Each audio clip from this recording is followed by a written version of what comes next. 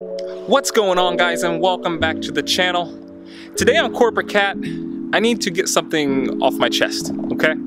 There's a couple things that I don't particularly like about my Hellcat. Okay, now these aren't like real world problems, they're obviously first world problems, but there's some things that I kind of want to explain, okay?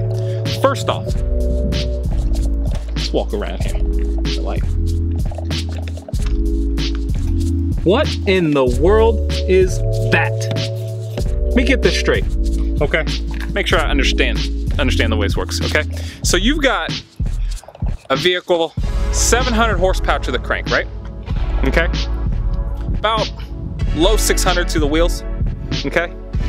And in the middle of development of this car, they're like, listen guys, we need to cut some costs somewhere, right? And you got Kevin the intern, the summer intern's like, I got it guys. Let's put rubber bands on the car. That'll work. Let's put rubber bands on it. Okay? This is freaking embarrassing is what it is, okay? So you've got a fantastic looking car, okay? Fantastic looking car. You've got LEDs that look fantastic at night. You've got gorgeous lines, okay? You've got a supercharger whine. You've got a decently pretty good exhaust already from the factory, okay? And then the moment you put it to the floor, the tarmac becomes an ice skating rink. It's freaking embarrassing is what it is. Completely disrespectful on all ends, okay? That brings me to number 2, okay? We're gonna stay with the area and stay with the context we're using here, okay? Let's talk about this, okay? This is my Hellcat, okay? After 4 days, 0 spirited driving, absolutely nothing, okay? And you have this, okay? Now this is not really, I guess, a problem per se. It's more so of a nuisance that I have, okay? We know this is a big car, okay? It's a fat cat, all right?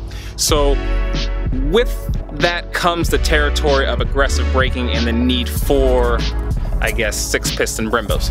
However, why I say it's a nuisance is because it has fantastic looking red Brembo brake calipers that sit behind these matte wheels, okay? And so it's kind of irritating that I have to wipe off the car once a week. But like I said, these aren't real problems. These are all first world problems, okay? So that's number 2.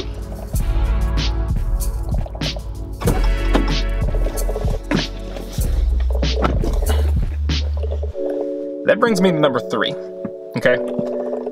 The car for my day-to-day commute is basically useless. Okay, so I have a 35 to 45 minute commute to work.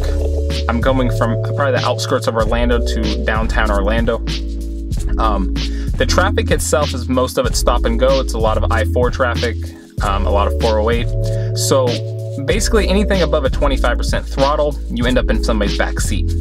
So although the car is super big, wide, comfortable, big, I guess, hip hugging seats, the power itself is so much and the torque is so strong that basically the car becomes useless.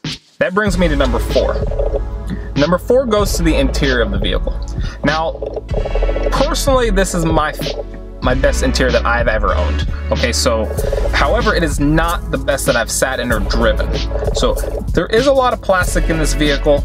I will say the steering wheel is very sturdy, very durable. It has very nice hand-stitched leather. It's heated.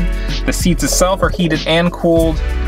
Mine particularly have the leather on the exterior and then the suede down the center. I like the way the suede looks. But other than that, there's not a whole lot of style. There's not a whole lot of innovation. There's no pizzazz or anything that kind of sticks out and kind of makes you go, wow. Now, when you compare it to more German cars or European cars, their interiors are obviously the best. A direct competitor, I guess, would be maybe the M6 Coupe or the M6 Grand Coupe. You have the Panamera S, and then you have maybe the Audi RS7. Those interiors completely blow this one out of the water. Now, you're missing an important factor when it comes to that. Okay, that's the price point. So those cars are significantly more expensive than this particular vehicle. So although their interiors are superb, and they have relatively, I mean, they're not as good performance-wise as this particular vehicle, but they're comparable. This car is definitely a very, very good bang for its buck, and it's nothing to shy away from simply because, you know, the interior isn't the best. And number 5 drive goes to the drive shaft. I've heard the horror stories, read the reviews, and watched the videos. I personally have not had any first-hand experience with this, but I guess when these cars have a sticky tire applied to them, they tend to snap and twist. That is one of the first changes that I wanted to make to the vehicle, so that is something I need to take into consideration when that time comes. However, that is what the aftermarket market is for. If you like what you saw today, go ahead and hit that subscribe button down below and tag that notification bell. All right, and I want to thank everybody for watching, and I'll catch you guys on the next episode of Corporate Cat.